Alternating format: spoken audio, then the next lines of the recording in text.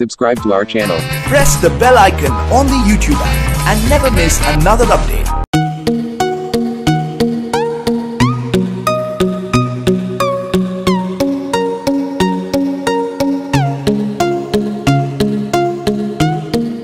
నమస్కారం, మీ పేరు?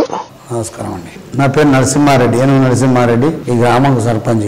మీరు రాజకీయాల్లో ఎన్ని సంవత్సరాల నుండి ఉన్నారు? రావడానికి అసలు కారణం ఏంటి? మేము రాజకీయం అంటే తెలుగుదేశం పార్టీ ఎప్పుడైతే పుట్టిందో అప్పటి నుంచి రాజకీయం అందరికి ప్రతి వాళ్ళకి తెలిసిందే. అప్పటి నుంచి రాజకీయాల్లో ఉన్నాం. ప్రతి వాళ్ళకి సేవ చేసుకుంటూ సర్పంచులు కానీ ఎంపీటీసీలు కానీ ఉప సర్పంచులు కానీ అందరికి సేవ చేసుకుంటూ వచ్చారు. అప్పట్లో నేను ఉప సర్పంచ్ని అయ్యి ఈ గ్రామానికి సేవ చేద్దామనే ఉద్దేశంతో చాలా అప్రూతపడ్డా, కానీ తోటి సహోదరులు ఎవరు మనకు సహకరించలేరు. ఏదో వేరు పెట్టినట్టు చూసారు. అప్పటికైనా చెరువుకు ఒకటి 24 లక్షలతో వచ్చే కాలం చేద్దామంటే ఎవరు ముందు రాకపోతే నేనే అందరి జనాలను పోగు చేసి ఓ రోజు మేడం దగ్గరికి, సబితా గారి దగ్గరికి, మహేందర్ రెడ్డి దగ్గరికి, దానికి సంబంధించి ఇరిగేషన్ డిపార్ట్మెంట్కి తీసుకుపోయి ఆ తర్వాత ఎమ్మెల్యే రత్నం గారికి కొండపోయి లెటర్ ఇచ్చినాం.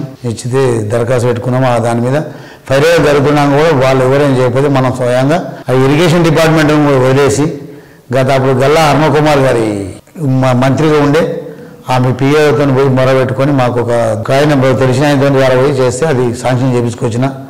ఆ తర్వాత కూడా ఒకటి తెలుగుళ్ళకి చెరువు కాలం వస్తుంది, దానికి ఒక 3,75,000 పెట్టి సైడ్ డ్రైనేజ్ చేయించిన.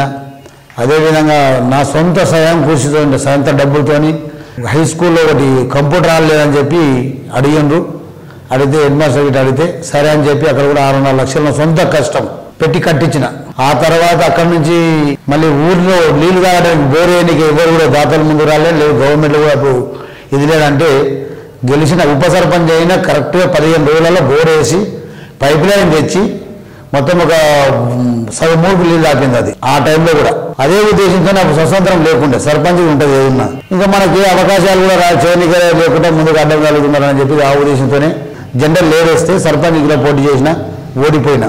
అట్లే ఎదురు చూస్తున్నాం. పదవి ఒకటి ఆకాంక్ష, రెండోది గ్రామాన్ని సేవ చేయాలి. పెద్ద మనుషులకు కానీ చిన్న వాళ్ళకు కానీ ఎవరికైనా చేదోడుగా ఉండి అందరి అవసరాలు తీర్చడానికి ఆనందం నా మనసు వాళ్ళ ఆనందం ఉంటే నాకు ఆనందం ఉన్నంతగా చూసుకొని చేసుకోవాలి. గ్రామాన్ని అభివృద్ధి చేయాలి, ముందు వ్యవస్థలు నడిపించాలి. ఈ మండలంలో జిల్లాలో కూడా గ్రామానికి పేరు వచ్చేటట్టు చేద్దామనే ఉద్దేశంతో మొన్న కూడా పోటీ చేసిన, దేవుడి దయతో గెలిచిన. మీ గ్రామంలో ఓటర్లు ఎంతమంది? మీకు మెజార్టీ ఎంత వచ్చింది? నా పొద్దుటూరు ఓటర్ మహాశయులు 2,116. దాంట్లో నాకు వచ్చినవి 900 చిరంతో వచ్చింది. నా ఆపోజిట్ ఆయనకు 828 వచ్చింది. ఇంకో 135 ఓట్లు వచ్చినాయి. 86 ఓట్లతో గెలిచిన. ఆ గెలుపు ఓటమని సాధ్యం ఎవరో ఉన్నారు, కానీ మన గ్రామానికి ఏం చేస్తున్నామో తెలవాలనే ఉద్దేశంతో చాలా ఆతృతగా కష్టపడుతున్నా. గ్రామ పంచాయతీ బాధ్యతలు చేపట్టిన నాటికి ఊళ్ళో ఒక మోరీ చక్కగా లేదు. అంటే మేము కట్టి తీసేవాడు లేక చేసే చెప్పేవాడు లేక యథావిధిగా ఎట్లా ఉందంటే మన ఇది ఉండే ఆ మోరీలు కానీ ఎక్కడికక్కడ మోటార్లు కాలిపోయినాయి. మోటార్లు కానీ 36 బాత్రూమ్లు యోజన గ్రామ సెంట్రల్ ఫండ్తోని శాంక్షన్ అయి ఉంటే అవి కట్టించడం లేకుంటే దానికి వెంబడే నా సొంత పూజ తీసుకొని కట్టిస్తున్నా. గవర్నమెంట్ శాంక్షన్ ఉంది 12,000 మీద ఏం పడ్డా నేను ఇస్తాను చెప్పిన. దాన్ని కూడా ఒక బాత్రూమ్కి వచ్చేసి 8,000 రూపాయలు నేను సొంతంగా కలిసి కట్టిస్తున్నా ఇప్పుడు ప్రజెంట్ గా. మోకిల, శంకరపల్లి, మీర్జాగూడ గ్రామాల మాదిరి అభివృద్ధికి పొద్దుటూరు ఎందుకు నోచుకోలేదు? వనరులు లేవనా? సార్ ఇప్పటి వరకు అయితే ఆ వనరులను ఏదో చేసేవాడు లేడు. అందరం సర్పంచులమైనా కానీ చేసేవారు లేరు. మేము మాత్రం చేద్దామని అన్ని వనరులు పెట్టుకున్నాము. మేము కూడా అందరం మన మీటింగ్ పెట్టి మీటింగ్లో చెప్పుకున్నాము, అయ్యా మనం అందరం కలిసి మన దగ్గర ల్యాండ్ కొనాలి, వాళ్ళు ఎదుర్కోదామురి, వాళ్ళ శాసన సాయం వాళ్ళ చేద్దామురి. గవర్నమెంట్ తో కూడా మనకు మంత్రి, ఎమ్మెల్యే, సీఎం ఫండ్ అని ఇట్లా మనకు కొన్ని ఉంటాయి కదా, అది కూడా చేస్తాము. గ్రామాన్ని 3.5 సంవత్సరాల్లో అభివృద్ధి చేయాలి అనే సిద్ధాంతంతో ముందుకు వచ్చినాం. అదేవిధంగా ఇంతకున్న ముందున్న సర్పంచ్ వాటర్ పెడుతున్నాడు, ఇది చేస్తాడు అది చేస్తాడు అనేది దానికి బదిలీ మనం డాక్టర్ కొనుక్కొచ్చినాం, వాటర్ పెట్టినాం, చెత్త పెట్టినాం, అందరికి జీతాలు కరెక్ట్. ఇప్పుడు మనం చేను నుంచే ఇస్తున్నాం, గవర్నమెంట్ చెక్ పవర్ ఇవ్వలేదు, ఇంకా చేను నుంచే ఇస్తున్నాం. అన్నిట్లో ముందు పదాలనే ఉన్నాం ఇప్పటికీ. ఇంకా ముందు కూడా ఇక్కడ శంకరపల్లి రోడ్ నుంచి మేడిపల్లి రోడ్ వరకు ఇది డబుల్ రోడ్ కావాలని పెట్టినా. సీఎం అపాయింట్మెంట్ గురించి చీఫ్ సెక్రటరీ దగ్గర అభిప్రాయం పెట్టుకున్నా ఆల్రెడీ. ఎందుకంటే ఈ చెరువు ఉంది ఇక్కడ, పెద్ద చెరువు. ఈ చిన్న పంచాయతీకి ఆయన దగ్గర నాకు అపాయింట్మెంట్ అడగడానికి అవసరం లేకుండే. కాకపోతే ఇక్కడ ఒక 360 ఎకరాలు పారే చెరువు ఉంది. పెద్ద చెరువు, పొద్దుటూరు పెద్ద చెరువు అంటారు. ఆ చెరువు కింద 360 ఎకరాల ఆయకట్టు ఉంది. ఇక ఇంతకు ముందు ఇక్కడ ప్రగతి అని ఉంది, దాంట్లో ఓడకలు అన్ని ఉండే. ఆ ఓడకలకి సినుకు పడితే చెరు రోజు పడుతుండే. ఇప్పుడు అన్ని భూమి మొత్తం వాళ్ళు సాఫ్ చేసుకున్నారు. ఎక్కడ లేకుండా భూమికి మనకు వాళ్ళకి మడ్డమే లేరు, కానీ భూమి లెవెల్ చేసుకున్నారు కాబట్టి వరద నీరు వచ్చే అవకాశాలు లేవు. ఒకటి. రెండోది వానలు లేవు. ఏదో సంవత్సరానికి ఒకసారి కూడా ఒక కాలు వేసలేవు, చెరువులు వేసలేవు. అందుకే అది మనసులో అది పెద్ద బరువు పెట్టుకునే ఇది ఈజీగా చేయగలుగుతానే ఉద్దేశంతోనే వాళ్ళు చేసేది. గవర్నమెంట్ కూడా చేస్తుంది కూడా, అన్నిటి మిషన్ బయటితే మిషన్ కాగితే అని పెట్టి చెరువులు నింపడం కానీ నీళ్ళు ఆపడం కానీ.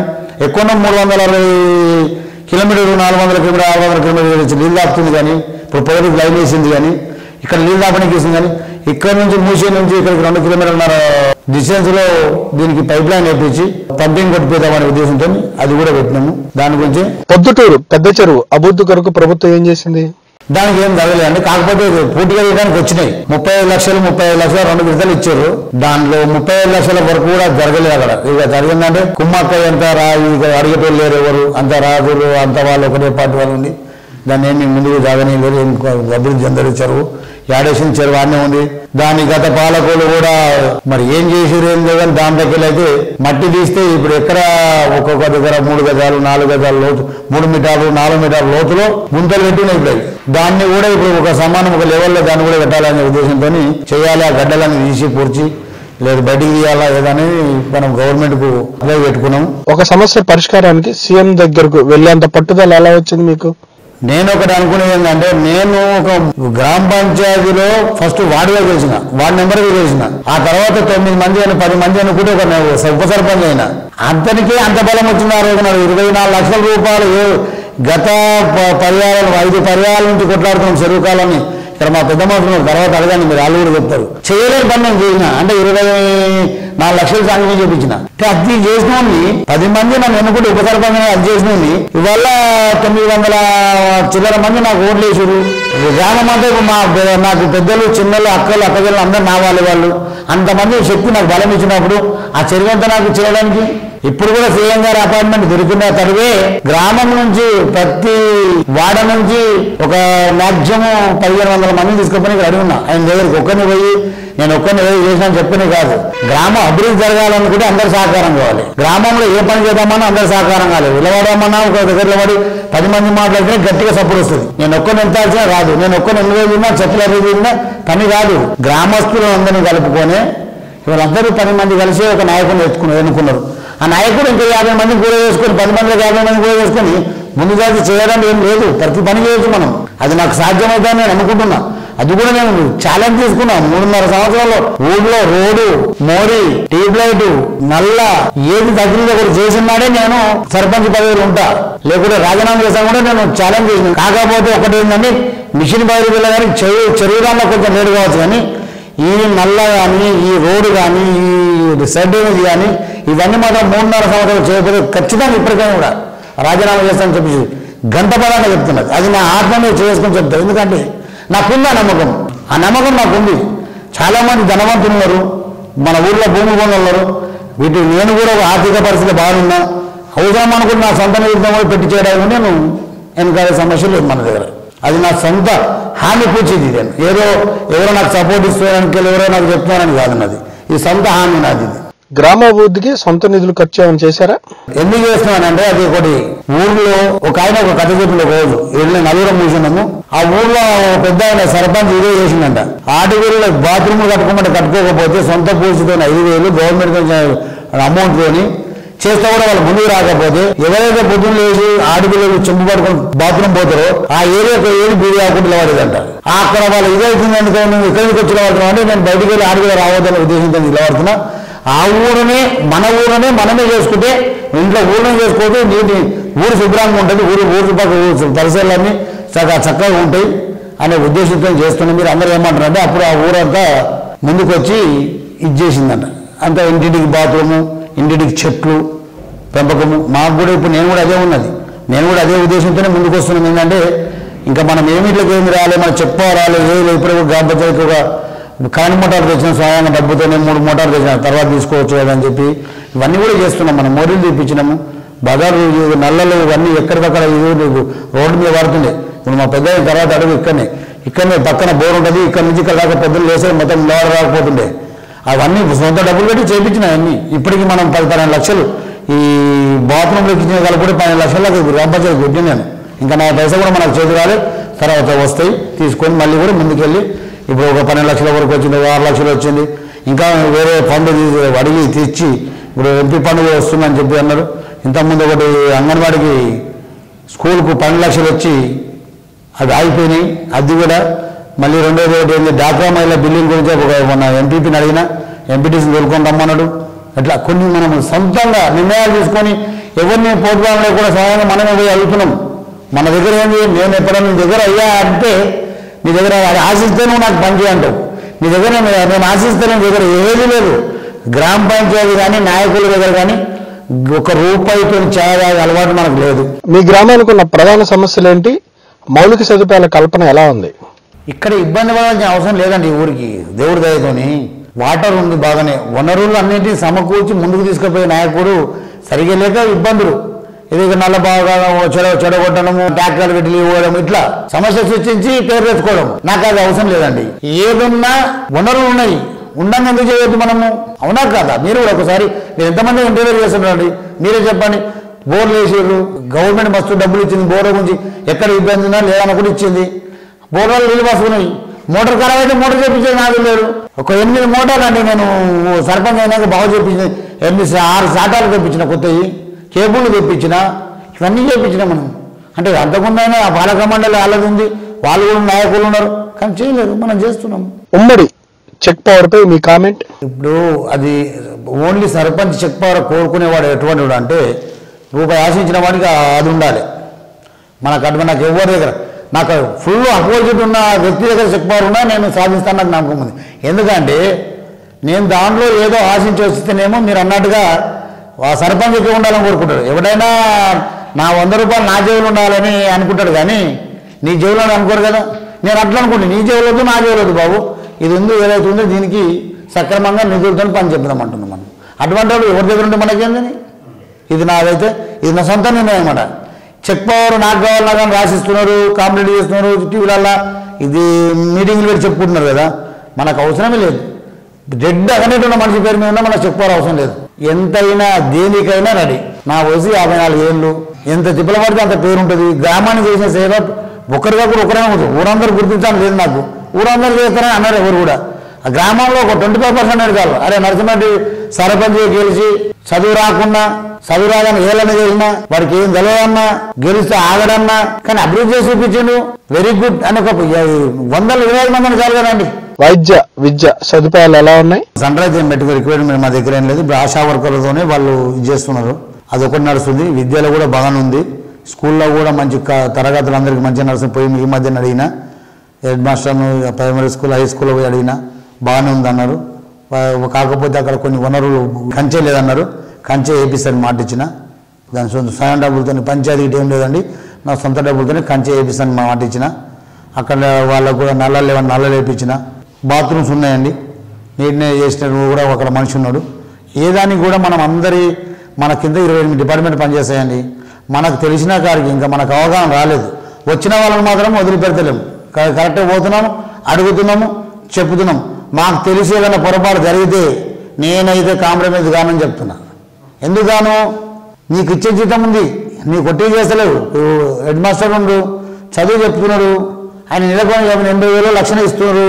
ఇంకా నువ్వు ఎందుకే పిల్లల దగ్గర అని అడుగుతున్నాం, చెప్తున్నాం. మాకు తెలిసి ఏదన్నా పొరపాటు ఎరకైతే నేను మాత్రం మీరు ఇష్టం లేకపోతే ట్రాన్స్ఫర్ పెట్టుకోరు.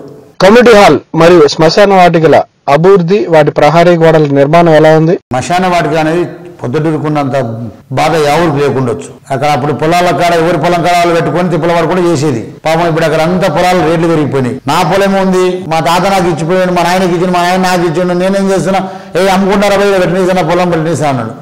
బాగుపండి కొంచెం పొలం ఉంది, దాన్ని కూడా ఎంఆర్ఓ గారికి వెళ్దామని 3 సార్లు పోయినా. ఎంఆర్ఓ గారు నాకు గర్వలు ఇప్పటికీ.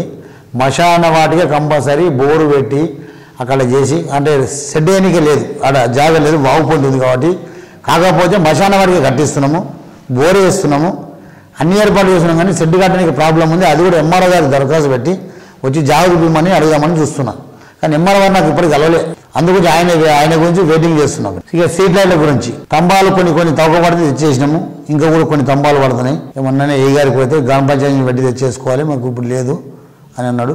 సరే మంచి ఎమ్మెల్యే కోట కింద దేనిలో పోయి మాట్లాడదామని అనుకున్నాం. కానీ అట్లా కూడా కాకుండా మనమే సొంత డబ్బులు పెట్టి కొన్ని తెచ్చేద్దాము స్తంభాలు అని అనుకుంటున్నాము. స్ట్రీట్ లైట్ మొత్తం పెట్టించినాము. ఎంతనో తెచ్చి మా బాబు ఉన్నాడు, బాబు మెకానిక్ పంపించిన 70,000 90,000 పెట్టి స్ట్రీట్ లైట్ కానీ వైర్లు కానీ మొత్తం అన్ని కొనుక్కొచ్చి ఇప్పుడు కానీ పిడి చేశారు. రైతులకు ఇక్కడ ఏ పంటలు పండించడానికి వీలుంది? రైతుల పరిస్థితి ఏంటి?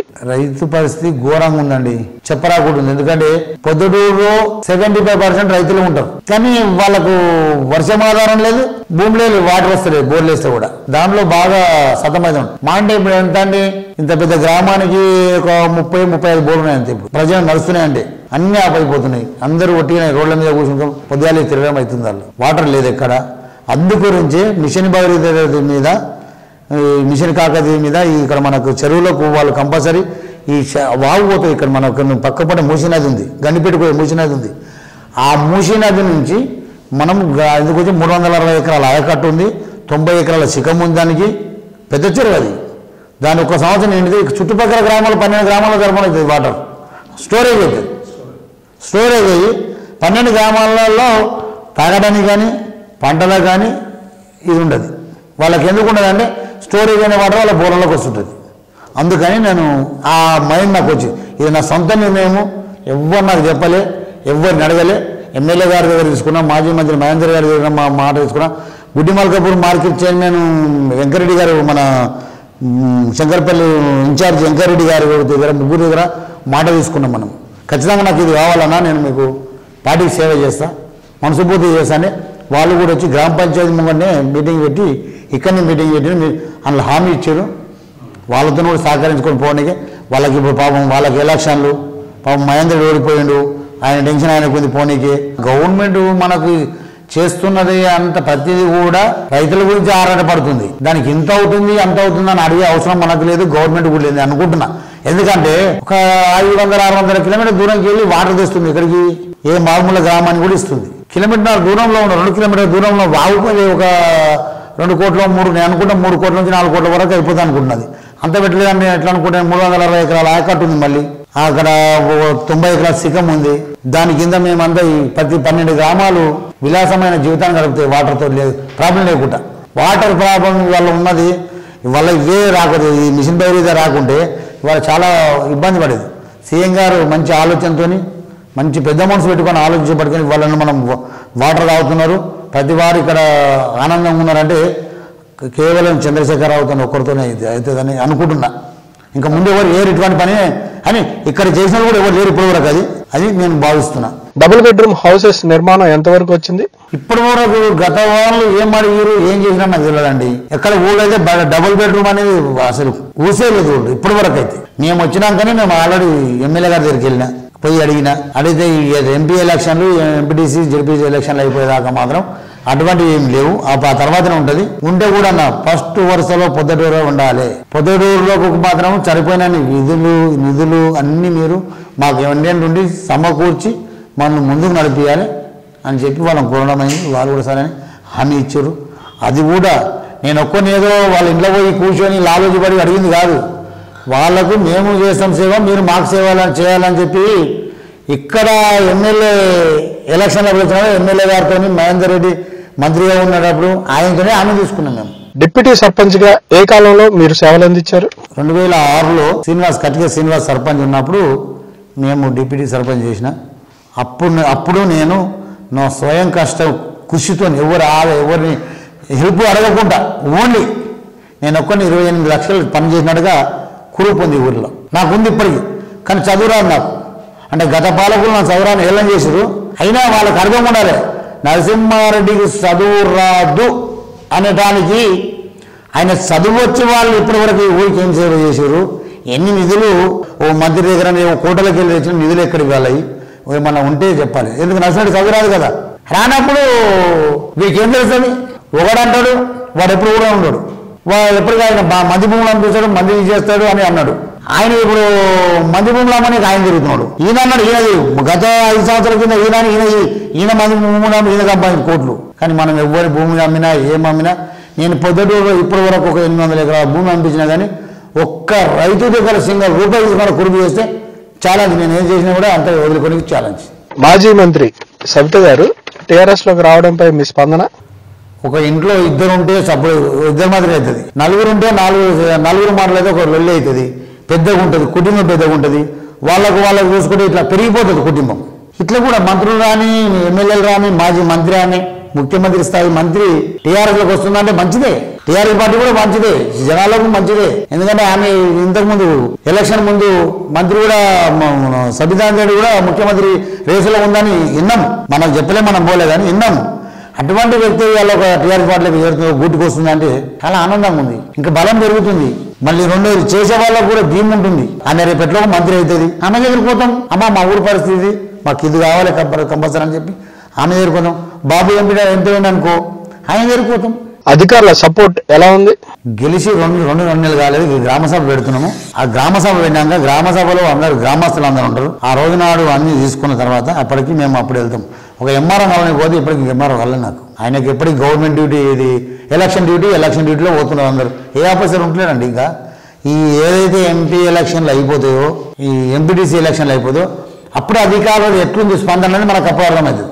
ఇవాళ వాళ్ళు అన్నీ మనం ఆఫీస్కి పోతున్నాము, మన ముందే వాళ్ళు కాలేజీకి పోతున్నారు, ఎక్కడ పోతున్నా కలెక్టర్ పోతున్నాడు, ఎక్కడ పోతున్నా ఆర్డీ ఆఫీస్కి పోతున్నాడు, ఎక్కడ పోతున్నా మీటింగ్ పోతున్నాం. ఇట్లా వాళ్ళకి పాపం వాళ్ళ బాధలు వాళ్ళు కూడా మనకు సహకరిస్తున్నారని చెప్పి మనం అనలేం. ఇప్పుడు మనం ఎప్పుడు అంటున్నాము, ఎంపీ ఎలక్షన్లు అయిపోయిన తర్వాత మాత్రం ఖచ్చితంగా శంకర్పల్లి మండలం, రంగారెడ్డి జిల్లాలో కాకుండా శంకర్పల్లి మండలం కాకుండా ఈ పొదల వరకు అది నరసింహారెడ్డి మాత్రం ప్రతి ఆఫీసర్ని మాత్రం నిలదీస్తాడు. వాళ్ళు సహకరించకపోతే, వాళ్ళు సహకరించి సంతోషంగా అన్న తమ్మి లెక్క పిలుచుకొని ఇప్పటివరకు అయితే నేను ఆఫీసర్కి అన్న తమ్మి అని పిలుచుకుంటాము. ఒకటి ఎంఆర్ స్థాయిలోనే సార్ అని మళ్ళీ సంఘం మిగతా అన్న తమ్మి అని ఉన్న ఆ ప్రేమ భావంతో నడుస్తున్నా నేను. ఎందుకంటే రియల్ ఎస్టేట్ చేసిన ఆఫీసర్లతో మంచి సంబంధాలు, రాజకీయం చేస్తున్నా. ఎన్టీ రామారావు పార్టీ పెట్టిన తర్వాత తెలుగుదేశం పార్టీ ప్రతి పేదోడికి, ప్రతి చదువురానికి కూడా రాజకీయం అంటే ఏందో చూపించింది. ఆ తర్వాత చంద్రశేఖరరావు చూపిస్తుండు. దాని మీద బాగా ఆనందంగా ఉన్నది, ఇప్పుడు ఉత్సాహం ఉన్నది. నాకైతే మాత్రం ఉత్సాహం ఉంది. ఎవరికి ఏముందో తెలియదు ప్రపంచంలో, కానీ నేనైతే సంతోషపడుతున్నా హ్యాపీగా. చదువురాని కూడా గవర్నమెంట్ సహకరిస్తుంది. నేను ఎప్పటివరకు ఏ ఆఫీసర్ దగ్గరికి పోయినా, ఎక్కడ చేసినా ఎవరైనా మనకు స్పందనతోనే మంచి మళ్ళీ పలకరించారు, కూర్చుని పెట్టుకొని మంచి మర్యాద ఇస్తున్నారు. కాబట్టి నేను దాంట్లో ఏం చెప్పలేము. రేపు పొద్దున మనకు వర్క్ చేస్తుంటే అప్పుడు వాళ్ళు సహకరిస్తారా చేయరా, వాళ్ళ మీద మీడియా వాళ్ళని పిలిచి కంప్లైంట్ ఇవ్వాలన్నా నేను ఎవరైనా వదిలిపెట్టా. ఊరోళ్ళు కానీ బయట వాళ్ళు కానీ ఎవరైనా సరే నేను ఒక్క వ్యక్తిని వదిలిపెడతాన సమస్య లేదు. స్పందించకపోతే నన్ను ఎవరైనా ఎదురు మాట్లాడితే కూడా నేను ఎమ్మడే మీడియా పిలిచి చెప్తాను. ఇప్పుడు ఊర్లో కూడా గ్రామంలో కూడా ఎవరైనా నాకు ఇది చేస్తుంటే అడ్డం వచ్చిదా అదే జరుగుతారు కదా, మీడియా గురించి మాట్లాడతా, మీడియా కూడా మాట్లాడతారు, లైవ్ చూపించుకుంటా. నేను దాన్ని కూడా తయారు. Thank you sir. సార్ నమస్కారం అండి.